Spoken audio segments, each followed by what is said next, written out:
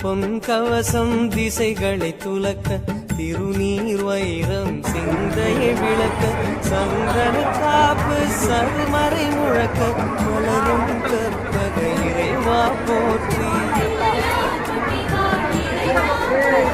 கலியுகம் காக்கும் கணபதி நாதா வலம்புரி நாதா அபயம் அபயம் அபயம் அருளும் இறைவா போற்றி